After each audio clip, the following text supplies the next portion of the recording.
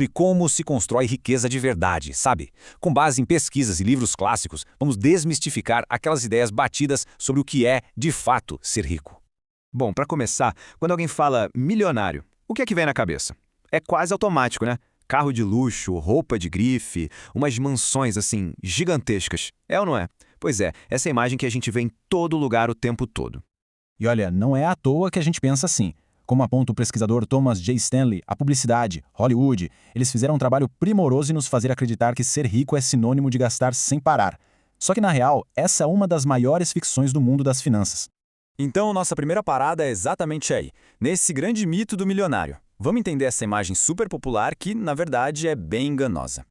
Porque a real é que esse estilo de vida de cinema, muitas vezes ele não se sustenta com patrimônio de verdade, não. É na base da dívida, de gastos altíssimos. É pura fachada, sabe? Um hiperconsumo que é literalmente o oposto do que significa construir riqueza. Ok, agora vamos fazer o seguinte. Vamos colocar esse mito de lado e olhar para a realidade. E os fatos que os pesquisadores descobriram estudando milionários de verdade são, para dizer o mínimo, bem surpreendentes. Olha só que interessante isso aqui, vem do livro O Milionário Mora ao Lado. Os autores sacaram que existem dois grupos bem diferentes. De um lado, os subacumuladores, ganham uma grana alta, mas têm pouco patrimônio. E do outro estão os acumuladores prodigiosos. Esses sim são mestres em transformar renda em riqueza, sempre com foco lá na frente, na independência financeira. E quem é essa turma, esses acumuladores prodigiosos? A pesquisa de Stanley e Danko mostrou um perfil, fascinante. Geralmente são pessoas que vivem de forma simples, bem abaixo do que poderiam gastar.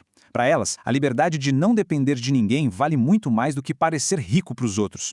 E um detalhe que faz toda a diferença. A maioria não ficou recebendo ajuda financeira constante dos pais. Tiveram que aprender a se virar, a ser autossuficientes. E tudo isso leva a gente para um ponto-chave, uma conclusão muito importante. Acumular riqueza não é só sobre o que se faz, mas principalmente sobre como se pensa. É o que chamam de jogo interno, a mentalidade, o mindset, que é a base de tudo. O Robert Kiyosaki, naquele clássico Pai Rico, Pai Pobre, desenha isso de uma forma genial. A visão do pai pobre é aquela mais tradicional, né? Trabalhar muito por um salário. Já a visão do pai rico é completamente diferente. É sobre colocar o dinheiro para trabalhar, através de ativos, de investimentos. É uma virada de chave total na forma de enxergar as coisas. Outro autor que bate muito nessa tecla é o T. Harv Eker, de Os Segredos da Mente Milionária. Para ele, a base de tudo é a autorresponsabilidade. É a diferença gritante entre quem pensa eu crio a minha vida e quem pensa a vida acontece comigo. Ou seja, é assumir o controle do barco ou ficar à deriva, se sentindo uma vítima. E como o próprio Eker diz, não dá para ser uma vítima e ser rico ao mesmo tempo. E essa ideia de controle nos leva a outra distinção superpoderosa, a diferença entre a mentalidade de escassez e a de abundância. Quem tem a mentalidade de escassez acha que não tem o suficiente para todo mundo, que a vida é uma escolha de ou isso ou aquilo. Já quem tem a mentalidade de abundância vê oportunidade em todo canto. A pergunta não é qual dos dois eu escolho, mas sim como eu posso ter os dois. Isso muda tudo. E olha, essa história não é de hoje não. Décadas atrás, o Napoleon Hill, lá no livro Quem Pensa Enriquece, já martelava essa tecla. Ele dizia que a riqueza começa na cabeça, é um estado de espírito. Os pensamentos, as crenças, o desejo ardente. É daí que tudo começa. Ok, então a mentalidade está no lugar. Mas e aí? Como é que a gente transforma esse pensamento todo em ação, em coisa prática? Bom, é aí que a gente entra no jogo externo. E a primeira coisa é medir o que realmente importa. A medida de verdade da riqueza não é o salário que cai na conta todo mês. É o patrimônio líquido. Ou seja, tudo o que se tem, menos tudo o que se deve. É nesse número, no resultado dessa conta, que quem pensa em riqueza de verdade foca. Certo, mas como se aumenta esse patrimônio? Basicamente, a gente está falando de 4 coisas que andam juntas. Primeiro, aumentar a renda. Segundo, guardar uma boa parte dessa grana. Terceiro, investir o que foi guardado para fazer mais dinheiro. E quarto, que é super importante, simplificar a vida, cortar custos para poder acelerar tudo isso. E tem um sistema bem prático para organizar isso, que é o do T. Harv Eker. A ideia é, dividir o dinheiro que entra em potes imaginários. Cada pote tem uma função, mas o pulo do gato é um pote específico, o da liberdade financeira. Para esse, vão 10% de tudo que se ganha, e esse dinheiro tem uma única missão, ser investido.